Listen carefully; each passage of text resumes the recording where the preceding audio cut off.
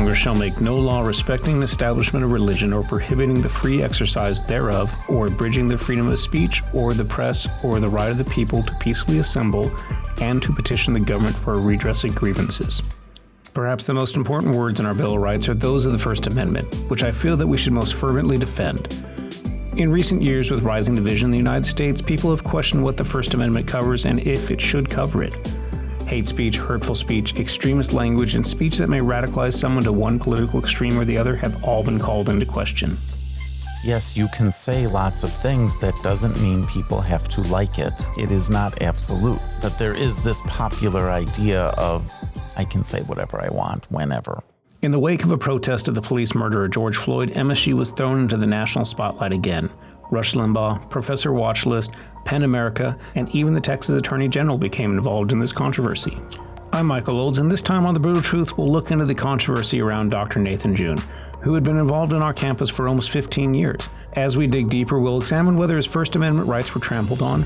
I contacted Dr. June for this episode, but he politely declined an interview with me. I'll do my best to do the story justice, but Dr. June, if you ever want to speak, I'd love to have you on and discuss this in the future. On this episode, Dr. Jim Serno returns to speak with us regarding the First Amendment. Dr. Serno is the chair of the MSU Mass Communications Department and is our First Amendment specialist. As we embark on this journey, let me caution you, the truths we confront may unsettle and provoke, yet it is in this discomfort that we find clarity and insight. On May 25, 2020, the Minneapolis police killing of George Floyd ignited a wave of protests, riots, and what some termed the Summer of Love. Across the nation, tensions reached boiling points, with voices of all persuasions making themselves heard. It was during this volatile period that Dr. June made a private Facebook comment, which later leaked, igniting the controversy at MSU and across the country. The comment reads, quote, "I want the world to burn until the last cop is strangled with the intestines of the last capitalist, who is in turn strangled by the intestines of the last politician."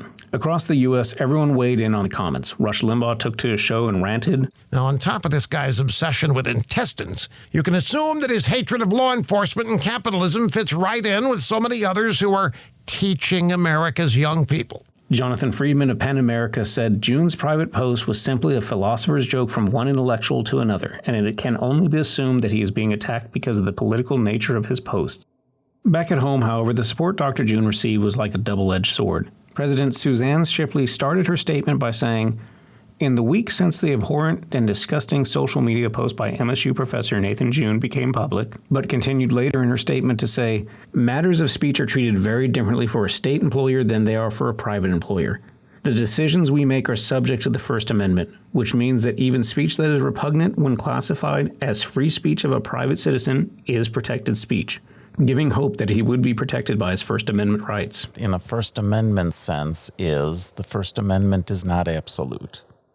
It does not allow you to say anything, anywhere, to anyone at any time.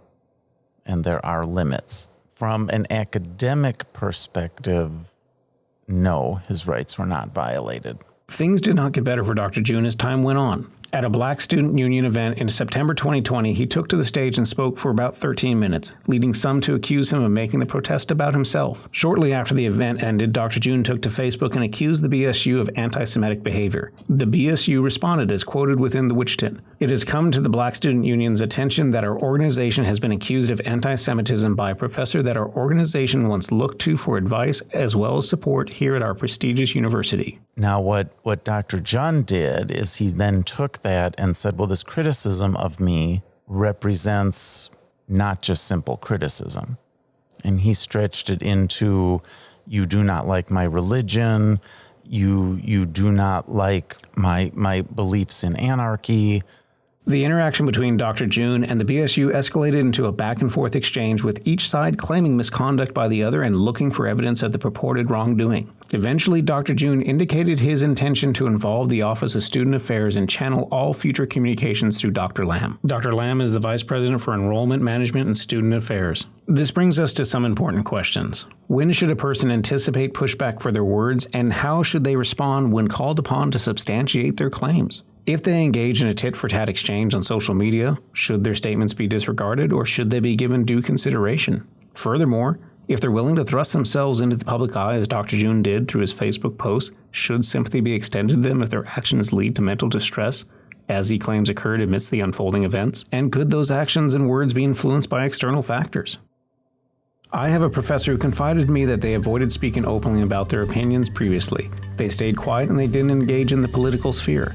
But because of their thoughts and how they feel now, they do openly boo, disparage, and attempt to shout down the political platforms that stand against what they feel is right. Despite their outspokenness, they remain mindful of the potential repercussions, understanding the risk as evidenced by the situation with Dr. June. Having known this professor and benefited from their mentorship during my time at MSU, I understand their caution. The prospect of sudden scrutiny can indeed be daunting. Nevertheless, they are steadfast in advocating for what they believe is right, and I respect their commitment to exercising their First Amendment rights, even amidst the inherent risks. I'm purposely not naming them as a precaution to prevent another Dr. June-style controversy. One of the things, when you sign a contract here, you agree to abide by all policies and procedures. But it's pretty clear that, besides saying, this is your teaching responsibility, this is your service responsibility, all those kinds of things, there are clauses in there that say, do not bring embarrassment to the university. If you embarrass the university, we can take action. And there was an incident many, many years ago where a faculty member was caught in Lucy Park, and there was controversy about the arrest because it was two men, they got arrested for disorderly. And that professor ended up leaving the university due to bringing embarrassment to the university. I mean, academically, he had done nothing wrong. So with Nathan, it was that same thing, okay? You are embarrassing the university. From disrupting a rally to harassing your colleagues to alienating the community. I don't think anybody, even who supported Nathan, could say he didn't embarrass the university. No matter where you fall on the political spectrum, the simple, brutal truth is this. Our freedom of speech is paramount. The First Amendment allows us to speak openly and freely without worrying about the government coming after us. There's a reason why the country's founding fathers put it first on the list, followed by the others. Unfortunately, in my opinion, Dr. June did have his right to free speech trampled on when the Texas Attorney General was called on to investigate. But he also continued to act and speak in a manner that exacerbated the issue and brought more negative attention to him. No matter what else he said or did, his right to speak without fear of the government becoming involved was violated. This leads us to a brutal truth. The brutal truth is that the First Amendment does not protect your job from public outcry and the image public institutions have to give. Would I have preferred that the situation had been handled better and that some compromise had been figured out? Yes. Am I a realist who knows that this isn't always the case in these situations and understands that people will be sacrificed for the public image? Yes. But Dr. June was fighting an uphill battle from the moment the initial post leaked. The tone of the statement released by President Shipley was not friendly towards Dr. June at all, especially as it made direct mention of the campus working with the Texas AG to monitor the situation in case a line was crossed. President Shipley ended her statement with, "We urge you not to judge our university by the actions of a single faculty member," showing that the campus was already preparing to throw Dr. June to the wolves. Required classes for degrees taught by Dr. June no longer required student enrollment. Continuing to be outspoken and seeking support from across the world via the internet, Dr. June was ultimately forced to resign from his position in September 2021. I hope you enjoyed The Brutal Truth as much as I've enjoyed creating it this semester. I hope I've been able to shed some light on the campus controversies and show that the truth is much more nuanced than what was often reported or shown to the public eye. When we return next semester, we'll dive into further controversies, including the second part planned for this episode, discussing the geosciences graduate student who was outed by Antifa. I'd like to take a moment to thank Dr. Serrano for taking the time to speak with me today. I'd also like to thank Professor Quam for his patience and direction as I worked on The Brutal Truth this semester. Finally, I'd like to thank SoundQ for providing the music used in today's episode. This has been Michael with The Brutal Truth. Stay curious, stay informed, and never shy away from confronting the uncomfortable truths that shape our world.